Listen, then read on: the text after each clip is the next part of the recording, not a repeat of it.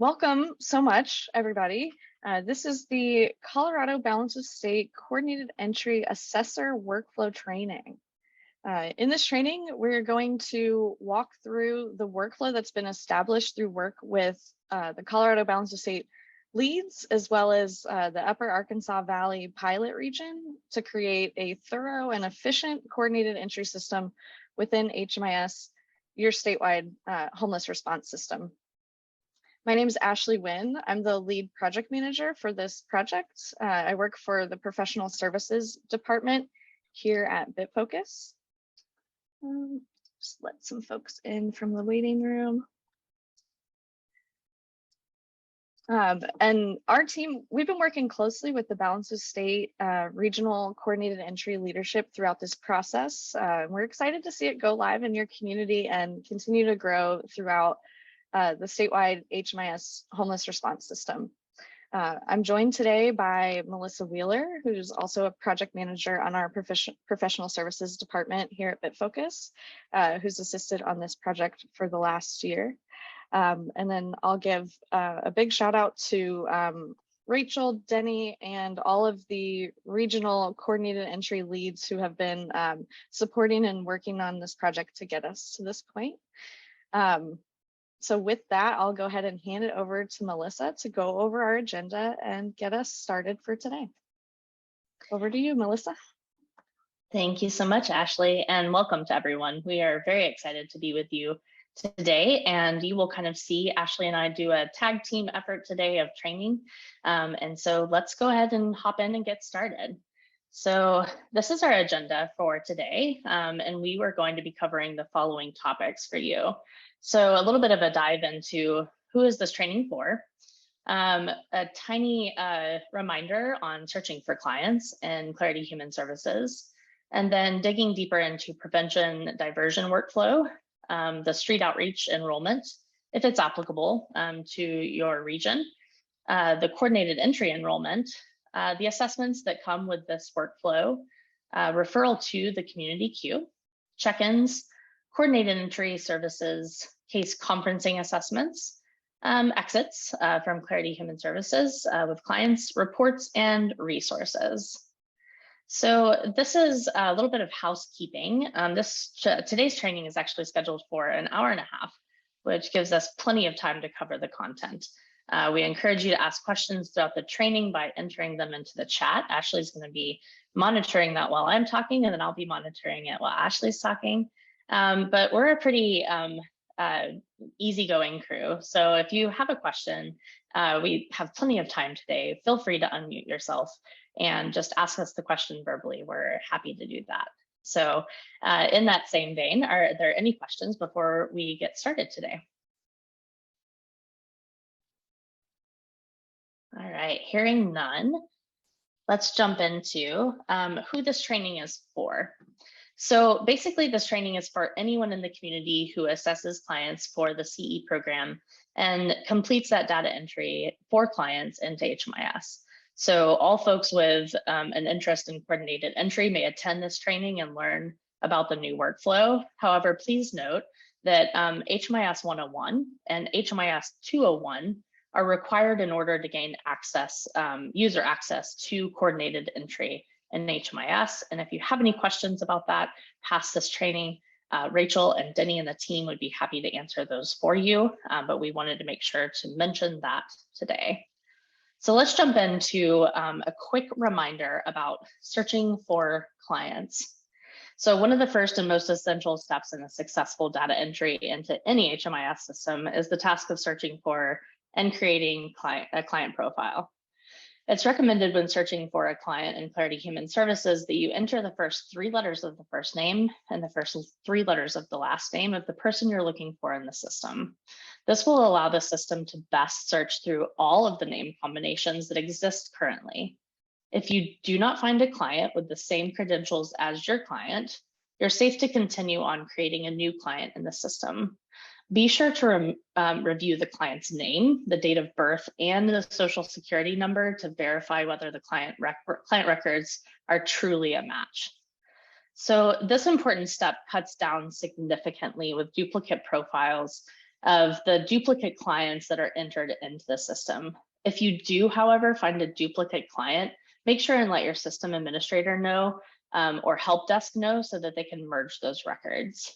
You should include the unique identifiers for each client and identify which record should be the primary based on the accuracy of and extent of data in the record. For example, if one record only has a single program enrollment from 3 years ago, but the other record has multiple recent programs, the more complete and current client record would be the primary record.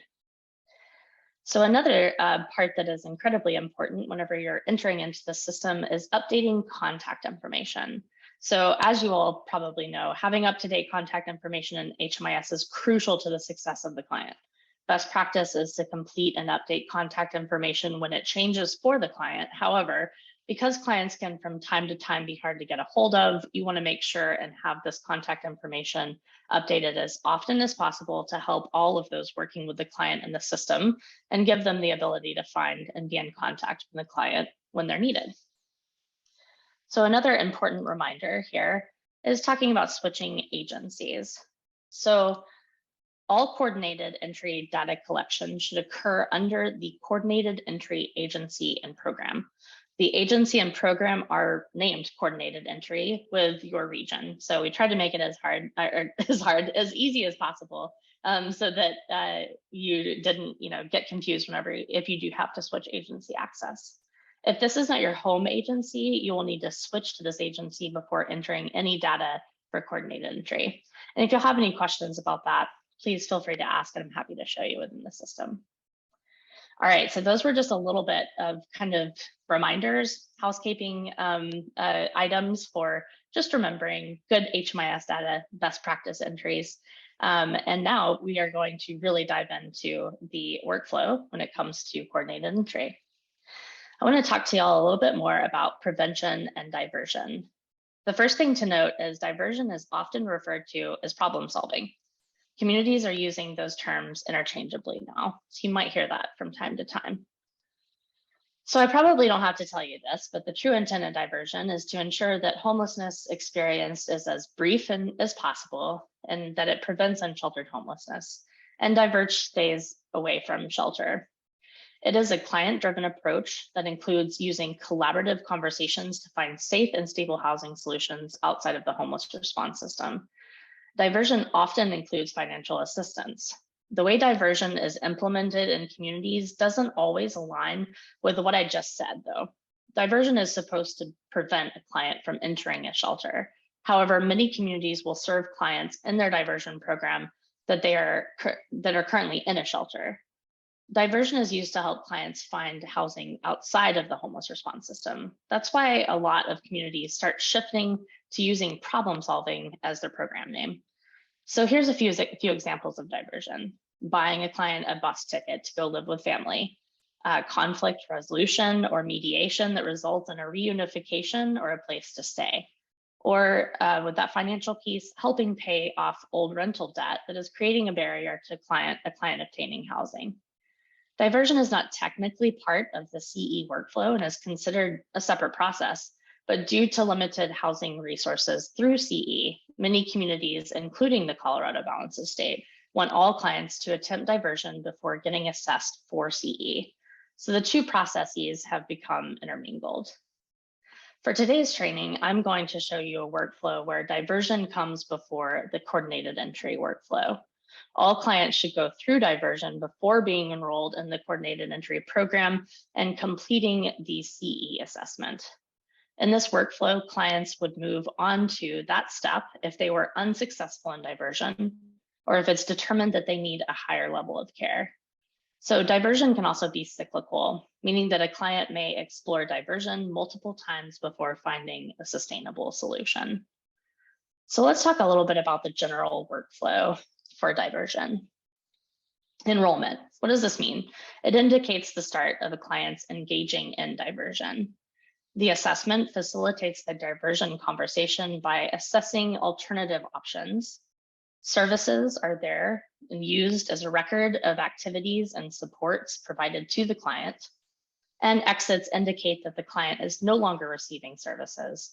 This can be due to successful resolution, the client moves on to the CE process, or if the community has a time limit per episode. So let's talk a little bit about each one of these, starting with the diversion enrollment. The best practice is to enroll the client in a diversion program. This enrollment will show the client's period of engagement with the diversion program.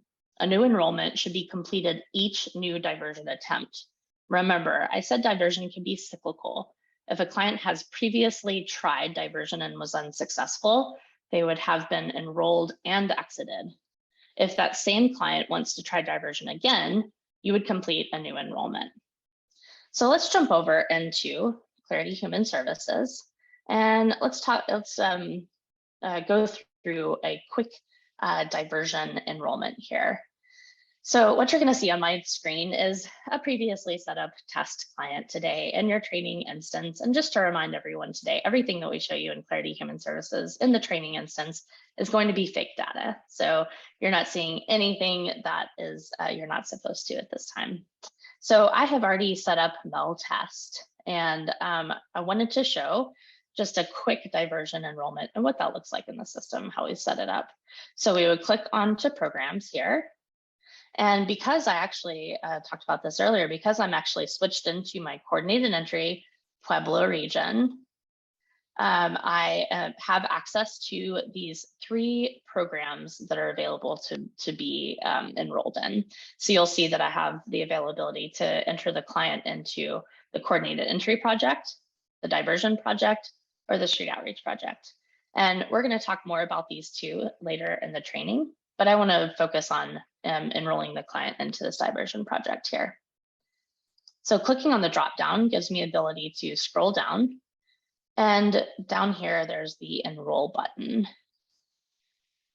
The enrollment for a diversion project is relatively simple and very short. Really, all you're collecting as far as data is the program date, the type of residence at the time that you're talking to the client, disabling conditions and barriers, and a little bit of coordinated entry information that is specific to the balance of state that we've built into this workflow. So for prior living situation, you're asking the client, Mel, how long have, or where are you currently staying? And Mel responds to me that they are currently staying in a place not meant for habitation. As you see, when I click that, any type of homeless situation, you're going to be prompted with more questions. They're gonna want to know the length of stay in that prior living situation. And Mel responds that they have been there for 1 year or longer. So the approximate date of homelessness started, this is based on the most recent, the current state of homelessness that you're talking about right now. And so I'm just going to back up here a little bit and give myself a little over a year to match with this information. So then you're going to ask Mel a number of times on the streets, an emergency shelter, safe haven in the past 3 years. And they say that that's 4 or more times. And then we're looking for a total number of months in homelessness on the streets, emergency shelter, safe haven in the past 3 years. And we'll click 8 months here. You're going to want to know from your client if they have any disabling conditions to add into the data entry here. I'm going to click yes, and you'll see that right now you're not going to be prompted with any more information, but this information will cascade to other enrollments and you will be asked more disabling condition information later. So coordinated entry, what is this right here? Process bucket. This is something that we worked closely with the Upper Arkansas Valley with, and you'll see that there are kind of 3 different buckets here: assess, match, and navigate. This really ties into our case conferencing assessment. And basically the 3 different buckets are you assessing them currently, which we are? Are you matching them? So kind of that matchmaker part, and then the actual navigation to housing. And these different parts we'll talk about in more detail later. But I'm going to click assess because that's currently what I'm doing. To stick with the region that I'm representing today, I'm going to say Pueblo and also Pueblo County.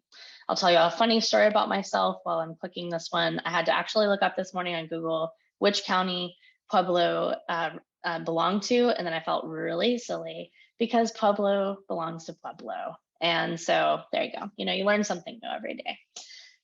So that's it. That's really a Pueblo diversion project enrollment. Very short, very sweet, like I said, and I'm going to go ahead and save and close this. I'll get the banner here at the top, and it actually pulls me right over into assessments.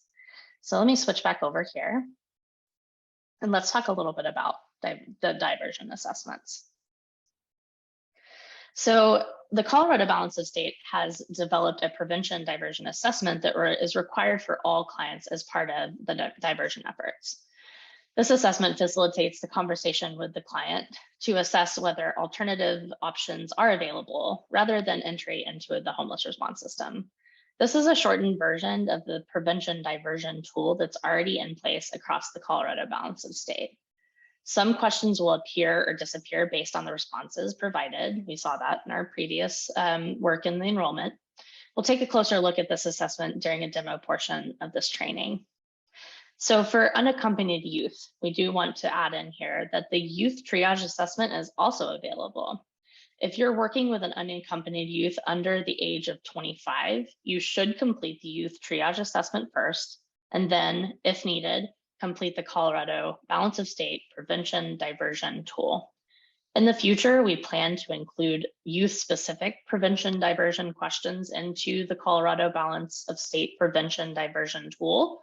But right now, the youth diversion workflow enhancements will be covered at a later date. Referrals to an emergency shelter. So let's talk a little bit about this. So when appropriate, referrals to an emergency shelter may take place after the prevention assessment is completed. A client should be referred to the emergency shelter in clarity when the staff knows the client will be assessing an open emergency shelter bed for their own shelter program. A client should not be referred to a shelter if you aren't sure whether a bed is available, or if the client is unsure whether they will stay in the shelter. If diversion attempts are unsuccessful or ongoing, emergency shelter staff should refer clients to their own emergency shelter before completing the client's shelter enrollment. If your shelter is ESG or ESG-CV funded, your funding requires you to participate in coordinated entry. And so this means that you will need to use this process to make referrals to your own shelter. And I'm realizing too that I didn't show you the assessment that I had up here. I apologize. I will show you the diversion assessment here. Let me hop back into Clarity Human Services. When I finished my enrollment earlier, it popped me into these assessments, and I have several to work from. It actually covers some of what I just said about the youth triage assessment. You'll see that it's there for you to fill out, as well as this CES prevention diversion tool. And I want to show this to you today because I want to show you how easy it is. So some of this information is cascading over, but it basically asks you the assessment date. So what date did you do the assessment? For ease, we're just going to say for today. The assessment location, it gives you a couple of different options here. Pikes Peak, MDHI, but you're going to always have Balance of State here. The assessment type, so did you do this on the phone, virtually, in person? I'm going to say the phone here. What assessment level is this? Is this a crisis need assessment? That's what this will be at this point. Or is this a housing need assessment? So I'm going to select crisis needs assessment, being that it is a diversion tool. The CES assessment region will be Pueblo. And again, today I learned county is Pueblo as well. And then why did you will ask the client, why did you have to leave the place you stayed last night? You have a text box there to type in anything that is needed. So you might say that friends said the house was too crowded. Not a great example, but there it is. Could you stay tonight in the same location? And they say no.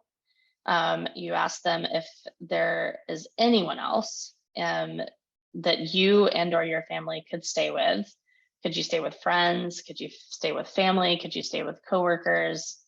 Mel test also answers no to this. And then you would ask them, is the assistance needed to prevent or divert this household from entering the homeless system available in your community?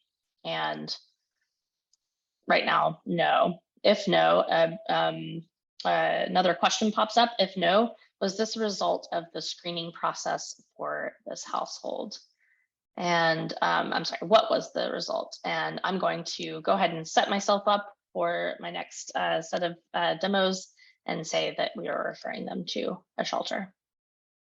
So again, prevention diversion tool assessment, not a long assessment, not very many questions to ask the client, and you will save this, and there we go. We're back to where we were. All right, so I had talked a little bit about emergency shelters and referrals to emergency shelters. I'm going to show you a couple of slides here, and then I'm actually going to show you in Clarity Human Services as well. So just to recap a little bit, this is when appropriate. You know, if you need to make a referral to emergency shelter, it may take place after that prevention diversion assessment is completed that I just showed. Once you click on the drop-down arrow next to your shelter, you will be able to see a button that says Make Referral, as shown here, and I'll show you in the Clarity Human Services as well. So accepting and completing the referral by switching back into your agency. So you were in the coordinated entry agency, like we talked about earlier, and switching access. Now you're going back to your agency that you belong to. You're navigating to the client's program tab and enrolling the client into or the household into your shelter program. So you can see that the toggle indicates this enrollment is the result of a referral provided by coordinated entry. See that here. And it can include appropriate household members that are enrolled with the head of household. Anyone who is staying at the shelter as part of this household should be enrolled in the program together as a group. All right, so let's talk a little bit about diversion services. There are a group of services used to record conversations and activities related to diversion. Communities will usually have a mix of financial and non-financial services, and the Colorado Balance of State has services related to employment support, move-in assistance, and transportation set up as diversion services. Each category includes several service options. These services are categorized as CE events. As a CE event, the service will include the required results field that you typically don't see in services for other programs. This field asks if the client was housed or rehoused in a safe alternative. Best practice is to enter one service a day to avoid having conflicting results. So I say that because some communities will set up a diversion conversation service as well as other services like conflict resolution, bus tickets, move-in costs, etc. And in some cases, they will have trained staff that for every interaction with a client, you enter a conversation service as well as another service. In that type of workflow, you will potentially have conflicting resolutions. A better workflow is to enter one service. If you have a conversation with a client, you enter a conversation service. If you buy a client a bus ticket, you enter a bus ticket service. Both services include a note box so that you can still include details of the engagement with the client. So when you're using financial services, this allows you to record the expense amount as shown in this slide, which is super helpful for things like bus tickets and things that you can use for spending down money. So let's talk about an exit. So an exit from diversion should occur only if the client has found a successful housing resolution, is no longer engaging in services, or was unsuccessful, and the client is now moving to coordinated entry. So I'm going to hop back over into my diversion here and show you just a little bit about it. So I think I talked a little bit about, referring to the emergency shelter. You'll see once I did that diversion prevention assessment, it actually popped me right over into the screen and said, hey, a client should be referred to the appropriate emergency shelter in Clarity. When staff completes the prevention diversion assessment, knows the client will be able to access an open emergency shelter bed And if you intend to enroll the client in your ESG or ESGCV funded emergency shelter, you must refer this client to your emergency shelter below before referring them.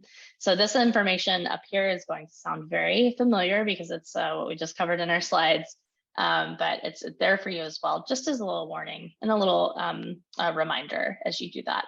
So you saw this in the slides, but just to show you live as well, you can see here that there's also a way to enter into the emergency shelter. So I'm actually going to go back to my program enrollment here. I have my program enrollment here for MEL test. And we just talked about an exit. So again, an exit would be if a client found a successful housing resolution, is no longer engaged in services, or was unsuccessful, and the client is actually going to be moving to CE. So you would take that opportunity to do an exit. And just to show you how easy an exit is in the system, it asks you exactly 2 questions, the project exit date, which we'll leave for today, and then the destination. So where is the client exiting to? We are going to say emergency shelter since we sent on an emergency shelter referral. And I save and close it, and then my MEL test is successfully not quite great for showing, but is successfully started and ended the Pueblo diversion project. All right, so I am going to pass it to Ashley to talk about our next set of information, which is street outreach, talking a little bit about CE enrollments, and diving into community queues and reports. So Ashley, it is all yours. Thank you, thank you. I appreciate you going through that diversion workflow. And I don't think that's a bad example to show where it has the start and exit on the same date, because oftentimes those are going to be quick conversations. Like if you talk to that client or household and it becomes clear they don't have other safe alternatives, then it's totally fine to, you know, keep it moving and move forward with the next steps of coordinated entry, which include potentially street outreach and definitely coordinated entry. So I'm going to talk about the street outreach component of this workflow. This street outreach piece, the enrollment into street outreach can really mark the beginning of that relationship building with the client. It serves as an opportunity for the outreach worker to build rapport with the client towards any and all of the following. So towards the signing of an ROI, towards you know, the client agreeing to complete a housing assessment via SPDAT with you. It could be you know, used for while you're taking steps to obtain services that are needed to move the needle towards permanency in housing. This is created as kind of a placeholder during that rapport building stage, because HUD is aware that the rapport building process with clients takes place during street outreach, and they give a little bit more wiggle room in terms of the required data elements for that process and the data quality considerations. So if you have clients that are in that situation, you can use this general street outreach project to track your engagements with them until they're ready for coordinated entry. So basically, each of your regions will have a designated street outreach program in addition to your designated diversion and coordinated entry programs. You would only use this street outreach program if you don't have your own street outreach program to enroll clients in when they're in this stage and you're building rapport with them. And if they're not ready to move forward with that housing assessment. Once the client says that they're okay with moving forward with a coordinated entry assessment, you'll be able to move past the street outreach step or skip it altogether if they're ready to move forward and share their information with you. Any questions about that? And actually, any questions about that or the diversion steps that we've talked through so far? Let me double check the chat. I saw Denny added a comment in the chat. If you get to the point where you can enter diversion services and declare it in HMIS, if you did provide a diversion service to a client and they're able to get housing opportunities somewhere else in the state as a direct result, you would get credit for that. So that's really good context, Denny. So just for everybody to keep in mind, all of this data collection is to make sure that you're able to show all the success that you're having within your community and all the work that you're doing with clients. The way this is set up, it's making it where it's naturally kind of tallying up all the success in the background so that when your COC lead or you run reports on this stuff, you'll be able to demonstrate that success and bring more funding into your community. Anyways, back to street outreach. Any questions? Anybody need to come off mute to ask a question at this stage? Okay.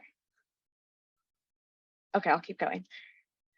So for street outreach, the enrollment date should be when diversion efforts are determined to be unsuccessful and the client remains unsheltered, right? So if they go to shelter, they'll be enrolled in their shelter program. There's no need to enroll them in street outreach in addition to that.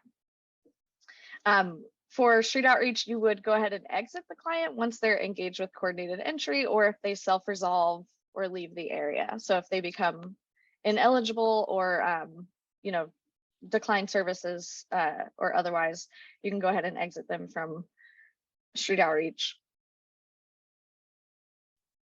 I'm going to take a moment to show you how this looks in the system.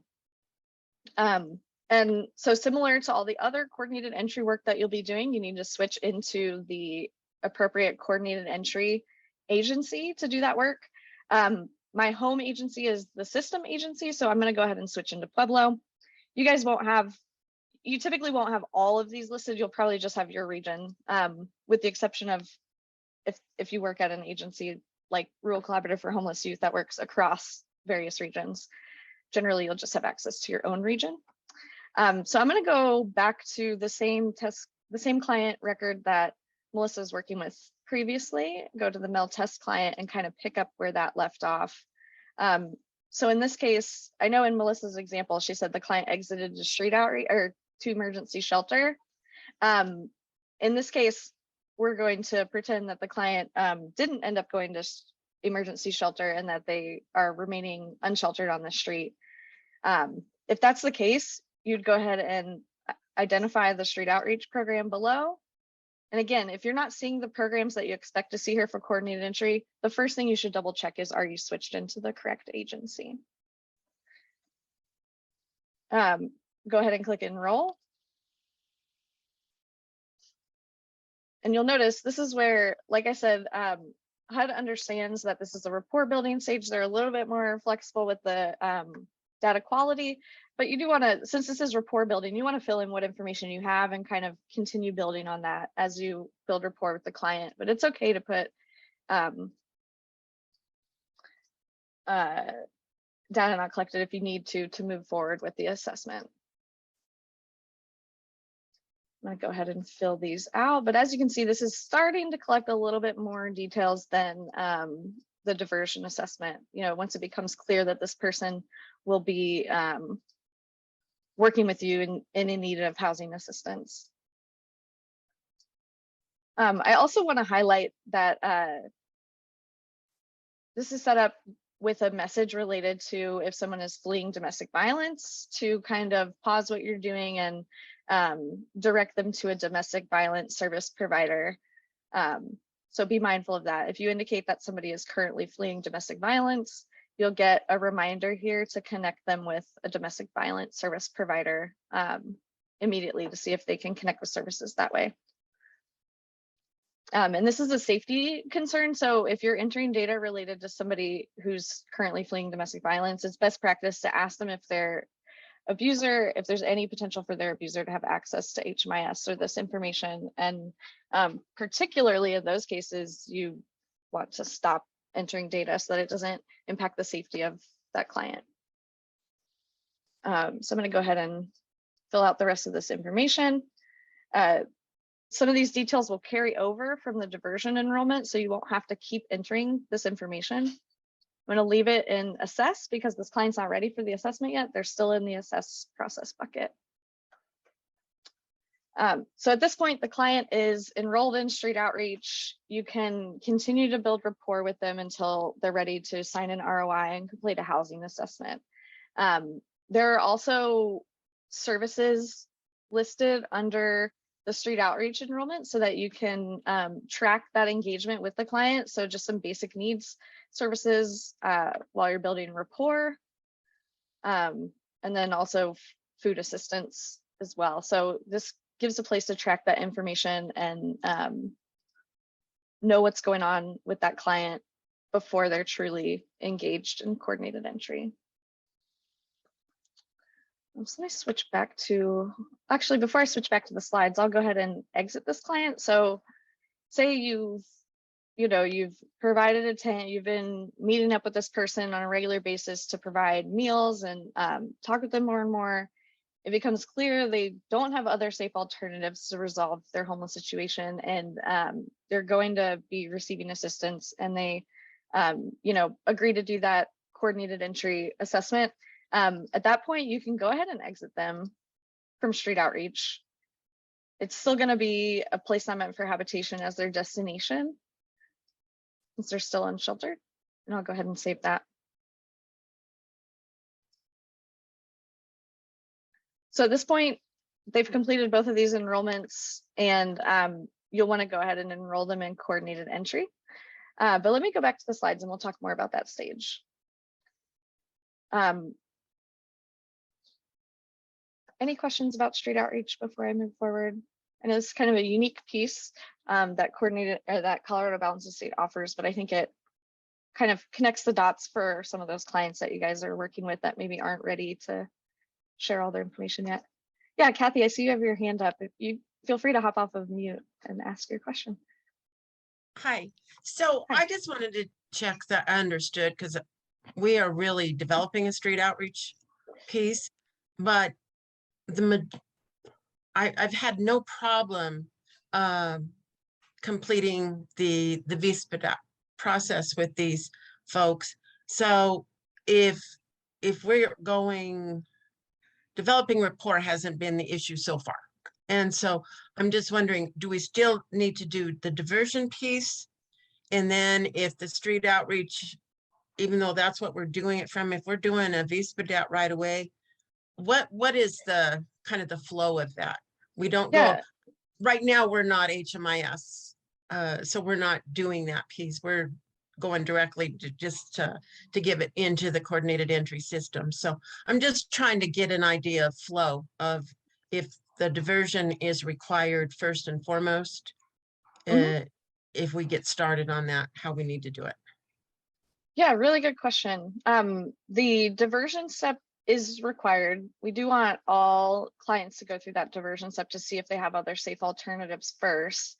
And then, like I mentioned earlier, sometimes it's going to be a really quick conversation. If it's really clear there aren't other safe alternatives, that's totally fine. The street outreach piece is not required. If somebody is ready to move into coordinated entry, there's no need to do the street outreach enrollment. It's there as an option if it's needed for rapport building. That's awesome to hear you haven't been struggling with that piece.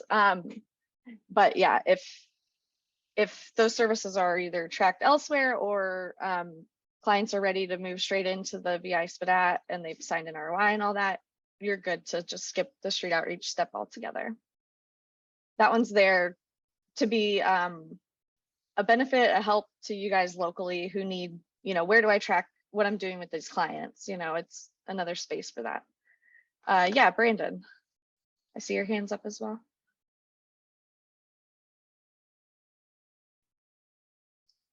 Did your hand go down? Okay, I think your hand went down. Let us know if you still have a question, Brandon. Okay, I'm gonna go ahead and, I can't hear you. We might not be able to hear you, yeah. Oh, that's what's going on. If you want, you can type it into the chat. Still can't hear you, unfortunately. But go ahead and enter it in the chat and we'll make sure we answer. I'll keep an eye, Brandon. And then I am going to start talking a little bit about the coordinated entry enrollment piece. And this is basically like So as of October 1st, 2020, HUD requires that all coordinated entry activities are recorded within a program enrollment. An enrollment should be, recorded to indicate the client's initial engagement into the coordinated entry process. If a client's exited from coordinated entry and they return to homelessness, a new coordinated entry enrollment should be entered. You wouldn't want to like reopen an old one because you want to keep that timeline intact. If cascading is enabled, which for Colorado Balance of State, it is enabled, some of that information will cascade from the enrollment screen into the coordinated entry screen. Okay, let's see, Brandon's question came through. Let's see, I work at Health Solutions where we generally have other services which work well and have integrated diversion techniques and attempts. With me specifically, how would diversion look for us? Are those diversion services already tracked in HMIS, Brandon? Ashley, Oh, I think we yeah, can go answer ahead. a little bit Sure. of that. Brandon, I believe that you're in Pueblo and Health Solutions doesn't currently enter into HMIS. So right now, having the diversion workflow is going to look differently for different regions, depending on who's currently entering into HMIS and how that information is being entered, whether it's through your own coordinated entry process of that VI SPDAT or information packet getting sent over to your coordinated entry lead in your region. Like in Pueblo, it's Christine and Veronica, but those are all things that we will continue to work through as more agencies get access to HMIS. Does that answer your question? So currently, if you're at Health Solutions and you're doing diversion prevention assessments and it's not getting entered into HMIS, then we'll work with your community to develop a process so that can get entered for folks that aren't currently entering into the system. Nice. Nice, thank you for filling in those details, Rachel. Good question. Just let us know if you have any follow-ups to that, Brandon, and we can also, that's something we can certainly have a separate conversation about to make sure we understand what it means specifically for you and your agency. One other thing I want to add about the enrollment screen is that data quality is important and it's needed for many of the federal reports that are due each year. So whenever possible, and this is true throughout this process, like, well, I said, it is okay to use, you know, client doesn't know, client refused, or data not collected at times. You do want to avoid it whenever it's possible to avoid it because that information is required and has an impact on federal reporting. And with federal reporting, names are never reported, but aggregate demographic information is used for certain reports.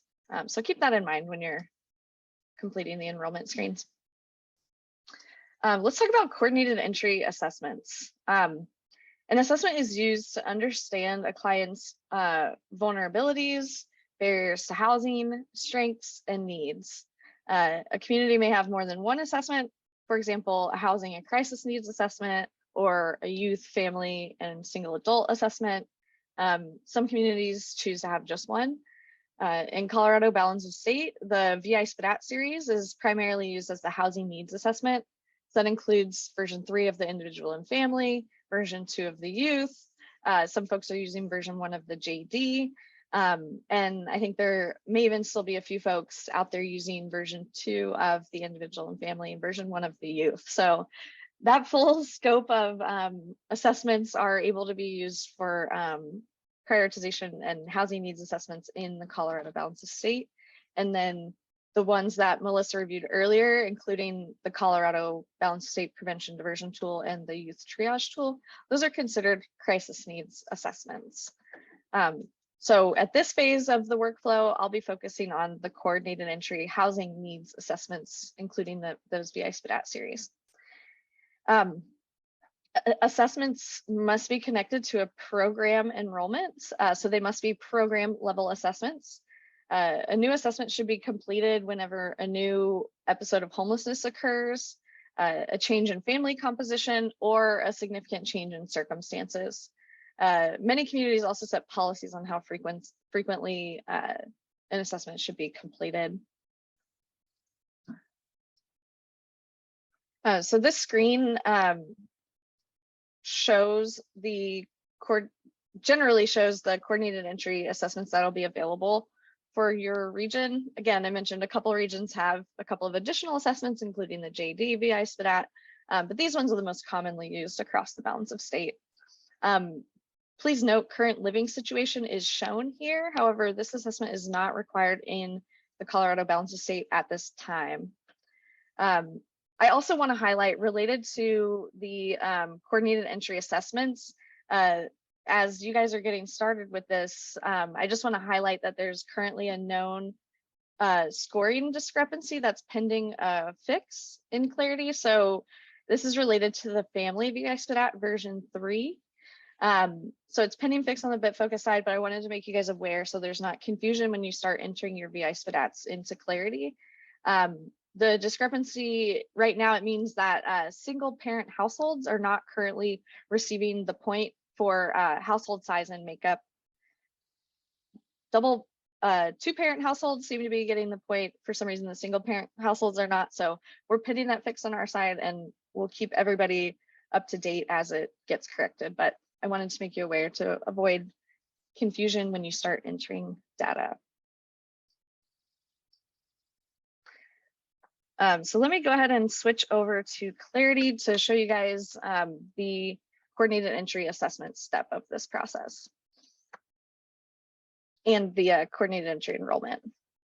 So after these two enrollments, once the client's engaged and ready to participate in coordinated entry and complete that assessment, you'll go ahead and enroll them in the coordinated entry project.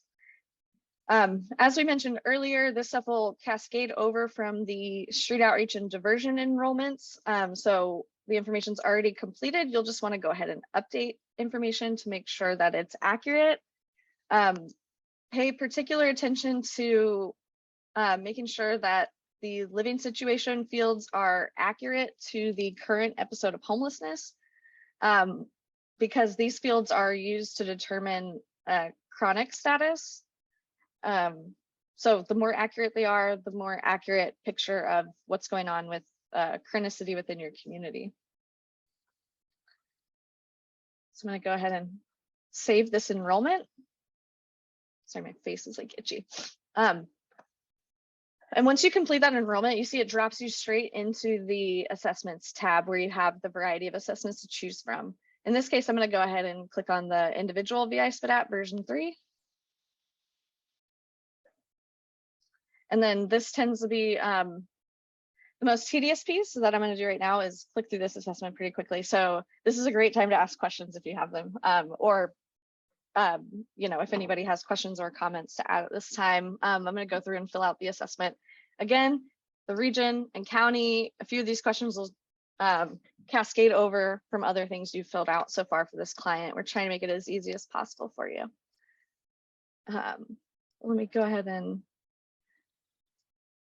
knock through these and see how our score is looking. My responses are probably not going to make sense, but obviously when you're doing this, you want to make sure your responses make sense. And it's best practice to make sure that you've viewed the org codes training materials and any local materials that you guys have related to training on how to complete this assessment with folks. It's always a challenge with assessments that are happening with so many different people. You know, keeping the scores reliable means that you guys need to all be providing these assessments in the same way, using the same amount of, you know, reliance on self-report versus using access to what you may have in your systems. You want to keep it as consistent as possible. I feel like I'm just putting no for everything, so I don't know what kind of score I'm going to get. And within Colorado balance of state, there's not a referral threshold for the VI SPDAT, so it doesn't matter what somebody scores, you'll want to go ahead and make that referral to the community queue. All right.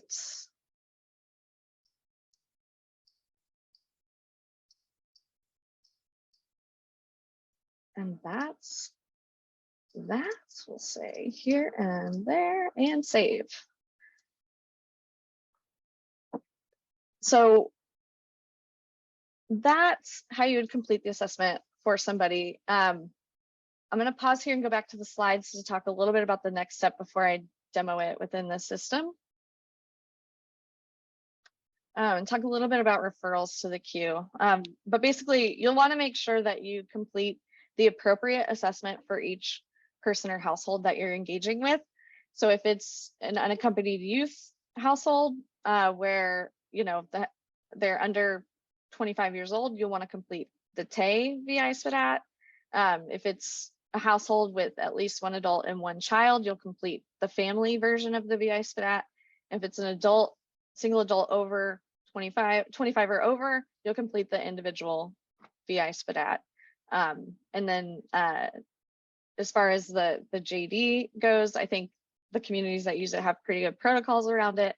But you'll just want to make sure that you're selecting the right assessment when you're working on that for a client. I mean, you'll notice some of the questions don't really make sense if you fill out the wrong assessment, but keep an eye out for that. So let's talk about referrals to the community queue. Once you complete the assessment with your client, you should refer them to the community queue. As I mentioned, there's currently not a threshold across the Colorado balance of state for referring people, so you'll refer everybody who completes this assessment to the community queue for the appropriate region.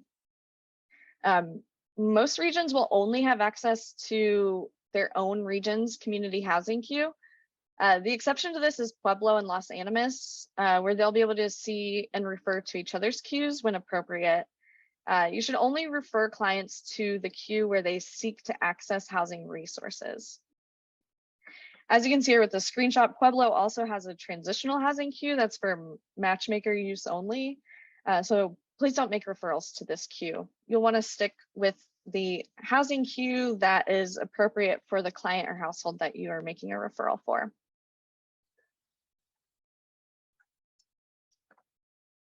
An assessment can also be added to the queue at a later time through the eligibility determination screen.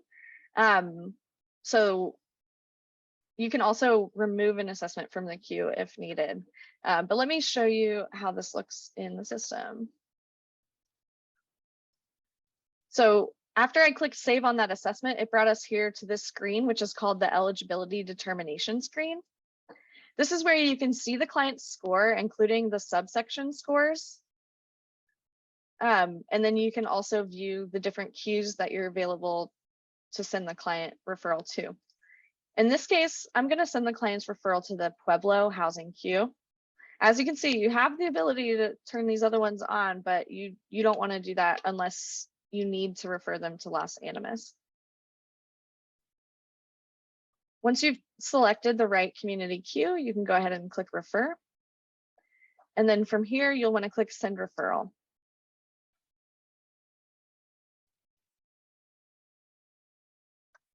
Once you've clicked that, you'll see it'll pop open to some of their referral details, and that lets you know you've referred them to the queue. If you want to take a look, once you go back to your search screen and then click referrals and community queue, you'll be able to see the same queues that you had access to on the other screen. Click on Pueblo, you'll see the client that you just referred.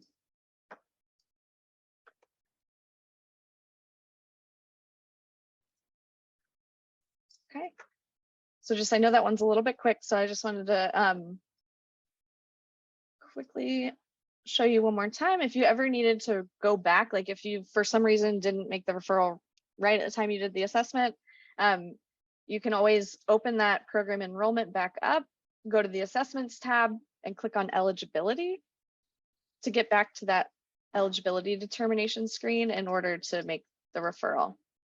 If somebody's already on the queue, you'll see this red message that indicates the client's already pending. The system won't allow you to make another referral if the client's currently pending on the queue already. Otherwise, you could potentially end up with a duplicate referral on the queue, which wouldn't really help anybody.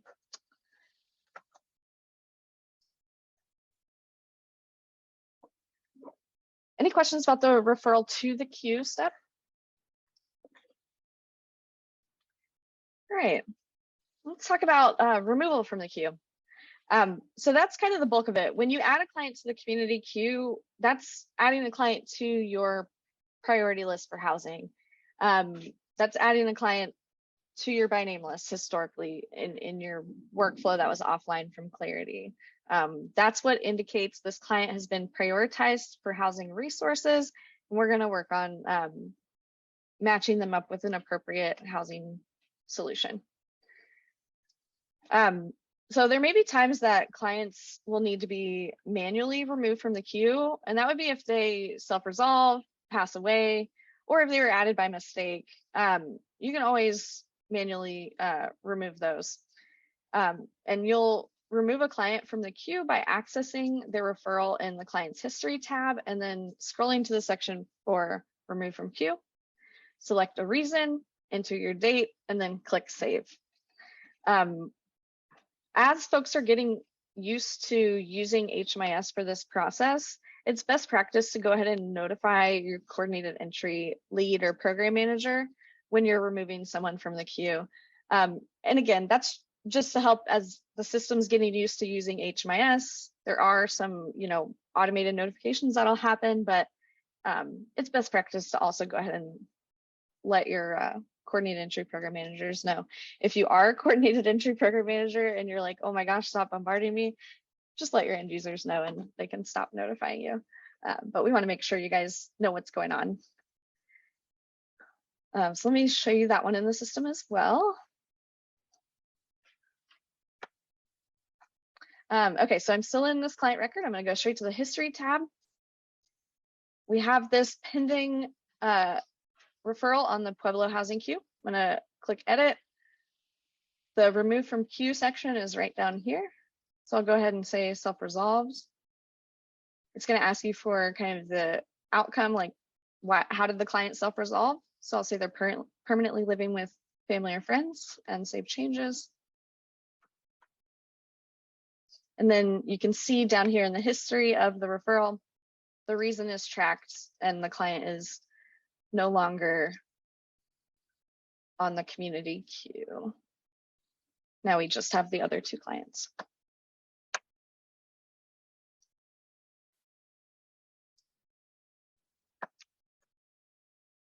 There are also a couple of times, there's certain situations where clients will be automatically removed from the community queue.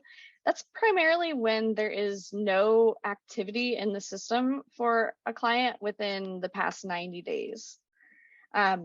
So various items will keep a client active on the queue, anything from providing services, adding notes, or using the check-in feature will keep your client active on the queue. Activity doesn't have, the activity that is going to keep your client active on the queue doesn't necessarily have to be activity within the coordinated entry program. If your client's receiving emergency shelter services and you're engaging with that record, that's enough to keep the client active on the queue. There just has to be something going on with that client record in Clarity. And I'll show you the check-in feature here in just a moment. The check-in is basically a way to indicate that the client is still engaged and will help keep the client active on the community queue. Local policy requires activity every 60 days, but we wanted to build in a buffer. So you really only have to, the system's only going to remove the client after 90 days.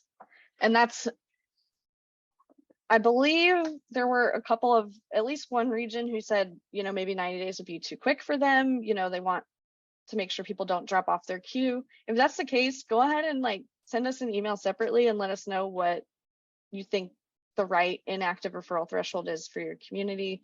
And there is some flexibility there. We want this to be a standardized workflow, but we also want to make sure folks aren't slipping through the cracks in your local community and the processes that are being introduced with this.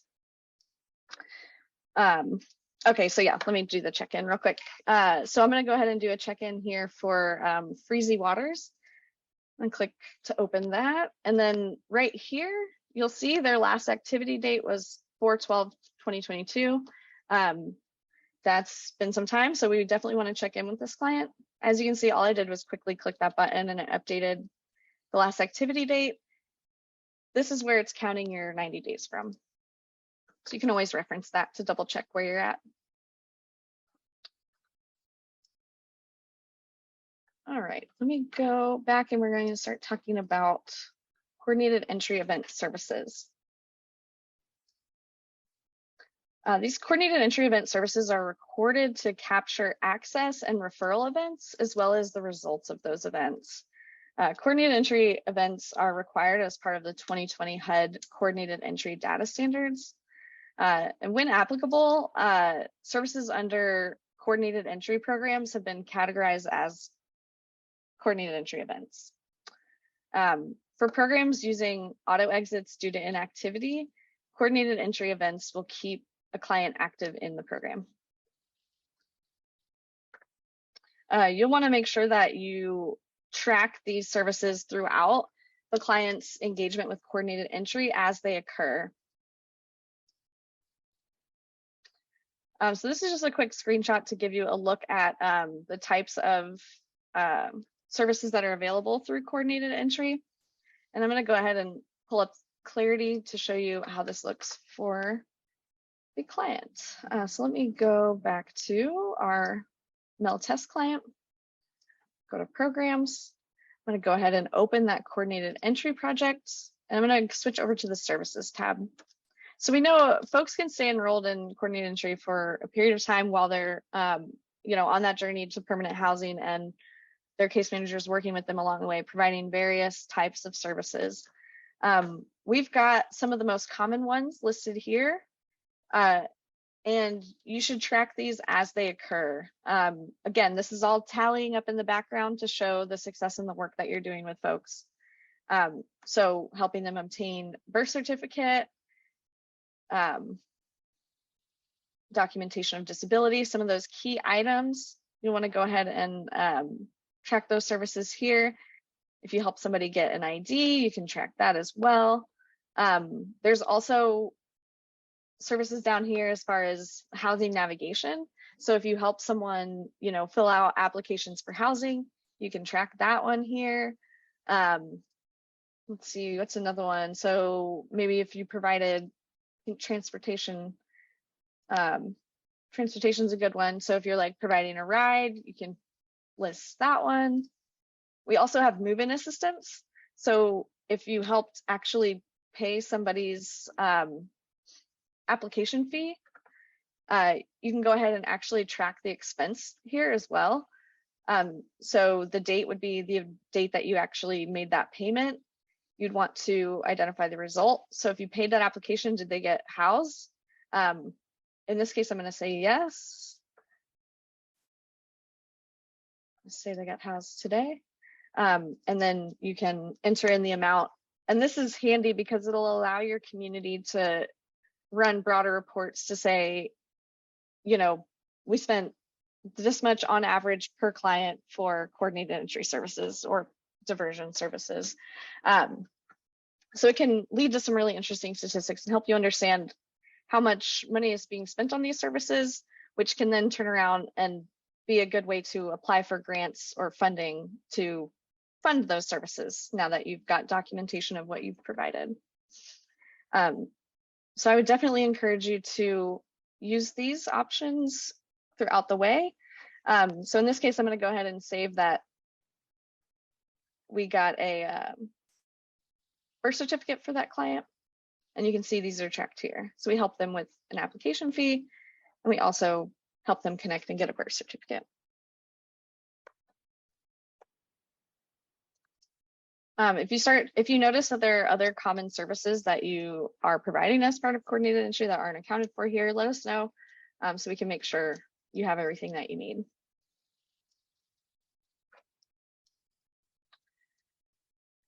So a program exit is also one of HUD's required elements for the coordinated entry workflow. A program exit indicates the end of a client's engagement with the coordinated entry process. So clients should be exited from coordinated entry for the following reasons. One, which is the one we hope to see most, is that the client is in permanent housing. They're no longer unhoused. They're no longer eligible or in need of coordinated entry services. At that point, they should be exited from coordinated entry. The same is true if the client leaves the COC, so they're no longer eligible for coordinated entry within your area.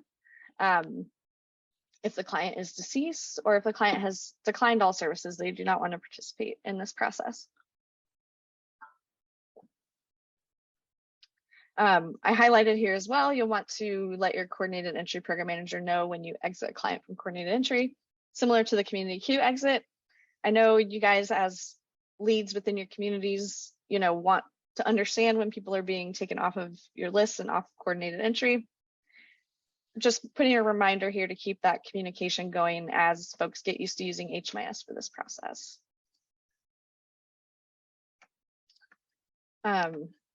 Melissa kind of showed an exit for the diversion program earlier, but I'll still pop in and just show you an exit for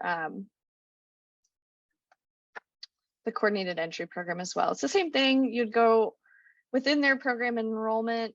Over here on the right-hand side is the exit tab. Same options here. It wants to know destination. This is really important because this is like when someone's leaving coordinated entry, that's a big, success point or success checkpoint really. It's like, okay, so they've been in coordinated entry. Now as they're exiting, where are they going? Are they housed? Are they unhoused? Are they in some kind of temporary or other situation? Really important. So in this case, I'm going to go ahead and do a rental by client.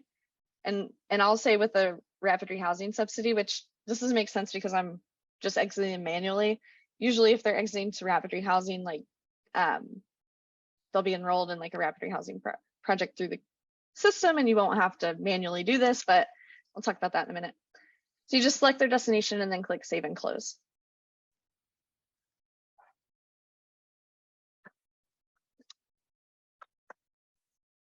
Now there are a couple of situations where the system will automatically exit a client from coordinated entry. The first way is auto exits due to inactivity. So the system will automatically record a program exit for an enrollment when no users have recorded services or program level assessments within a client record for a specified period of time. Best practice and HUD's recommendation is to set this at 90 days. That's what it's set to here in Colorado Balance of State. So you will want to provide those coordinated entry activities to keep someone active in the coordinated entry program. The other way that folks can be auto exited is an auto exit to a permanent destination. So this means that when HMIS, and this, I kind of alluded to this when I was doing the exit, but if HMIS shows that a client is housed in a permanent destination, they'll automatically be exited from the CE program. So for communities using front door projects like shelter and outreach to record their CE data, this wouldn't apply. But in this case, the program is set up to be a coordinated entry project type. The client will be exited if one of two things happens. If a staff member saves housing move-in date and an enrollment screen for any permanent housing project. So for folks who are familiar with rapid housing and permanent supportive housing, after that client gets enrolled in those programs, their case manager enters in a housing move-in date to indicate that they've actually moved into permanent housing. Once that housing move-in date gets entered, that client will be automatically exited from the coordinated entry project so that there's no need to go back and duplicate that work. The same thing will happen if a client is exited to a housed destination for any project exit screen. So if a client's leaving your emergency shelter to staying with family permanent tenure, it's going to automatically exit them from coordinated entry. Same thing if they exit to a permanent rental by client with no subsidy, they'll automatically be exited from coordinated entry to save you that step. So with that, I wanted to recap. I know we've gone through a ton of information here, but I wanted to recap some of the steps that we went through. But we went through searching for clients. We went through that diversion workflow. That should always be the first step. We talked about how and when to use the street outreach workflow. We talked about the coordinated entry workflow, coordinated entry assessments, how to refer clients and households to the community queue. We talked about check-ins to keep clients active, as well as coordinated entry event services. And then we talked about exiting people from coordinated entry, removing them from the queue, and kind of the auto exits around that bit. At this stage, I wanted to pause one more time for questions before I pop into talking about a couple of reports that'll round out, kind of wrap up our training for today once we talk through the report aspect. So yeah, so at this stage, what questions do folks have?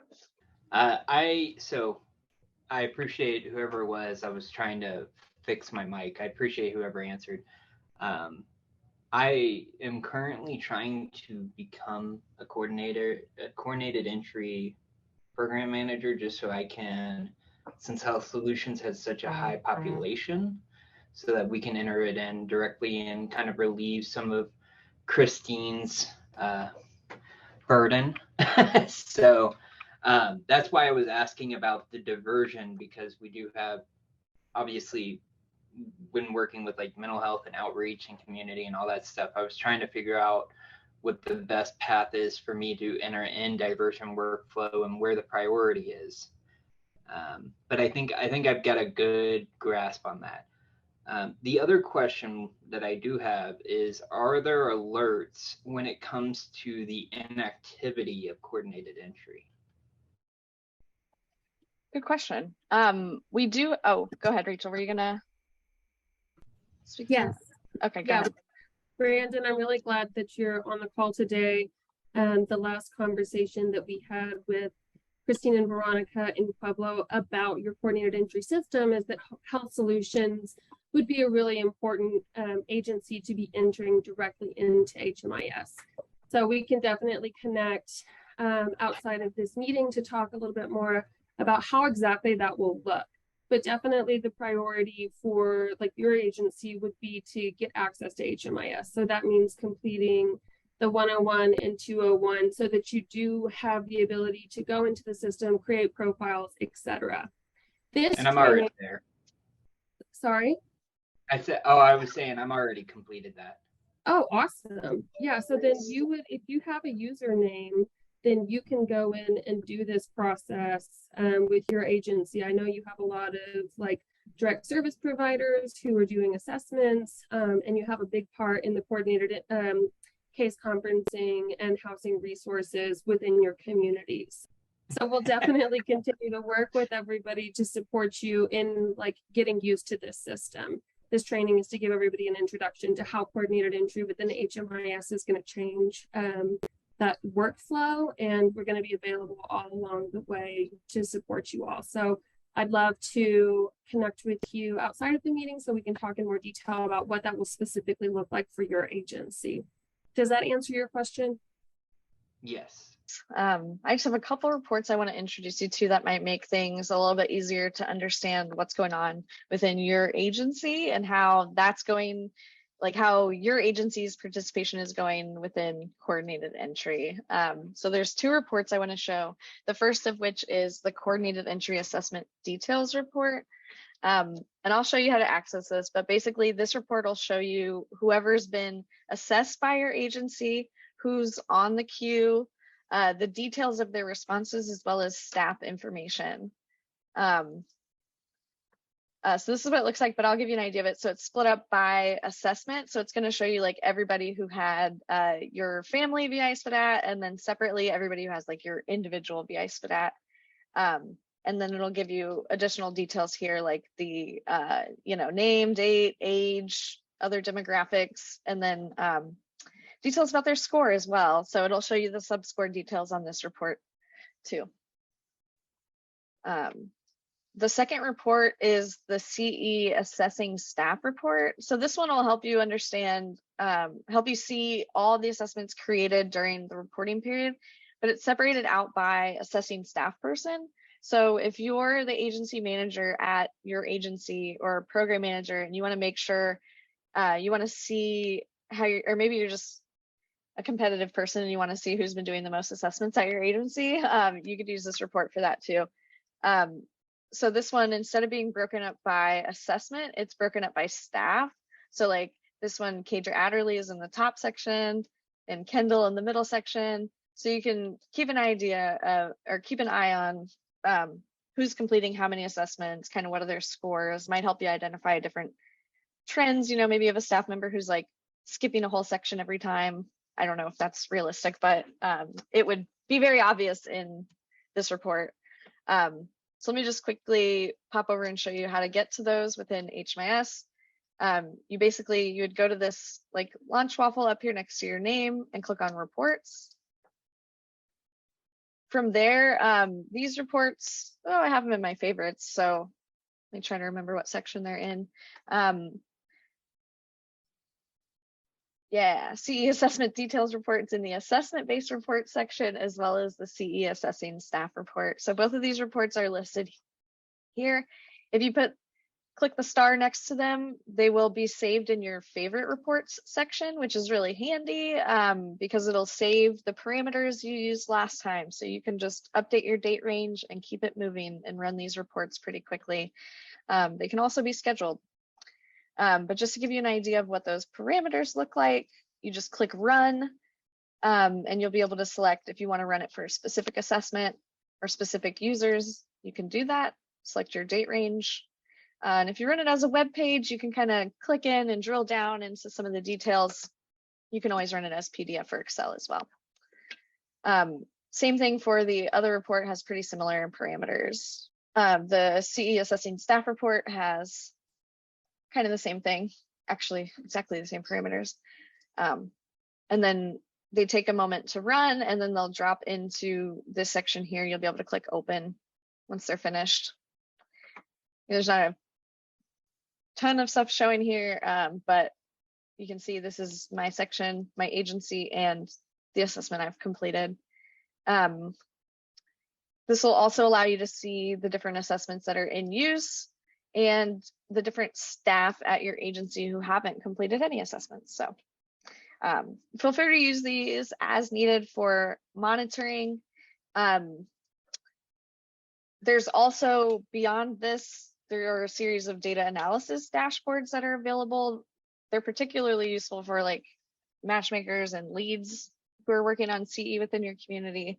But let us know if you think you'll be using those and we'll make sure you get training on those as well. So that rounds out our training for today.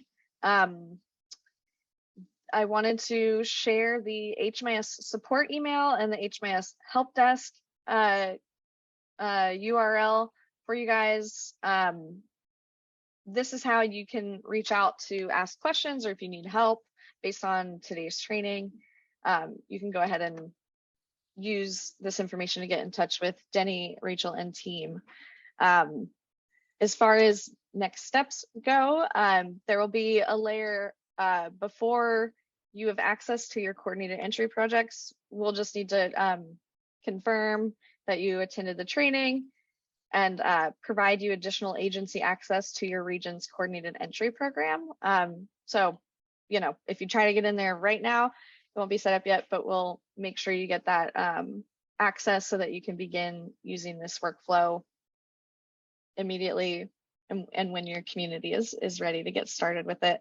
As always, let us know what support your community needs to transition and any questions that you have, anything from I need an HMIS license to be able to do this stuff to I've started trying to do it and I'm confused on this one step. Let us know, be vocal about anything that you're running into so we can continue to tweak this and make it work for you and provide whatever support is needed. So with that, I will stop talking, see if anyone has questions or any final words from any other folks. It's good to know too that this is definitely not the last you'll be seeing of us. This is just the first step in the next 6 months of kind of figuring everything out for everybody and kind of tweaking things and making sure that the system is working well for what you need, not necessarily what we think you need or anything like that. So we did try to make sure it was standardized enough that we could all be really kind of competitive as a balance of the state, but still provide enough kind of flexibility for you and your region.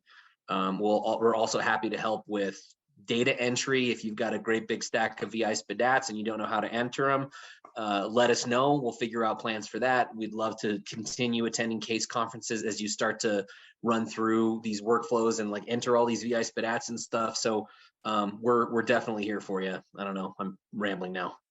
Oh, one other important thing as you go through this process, please don't ever hesitate to be a squeaky wheel.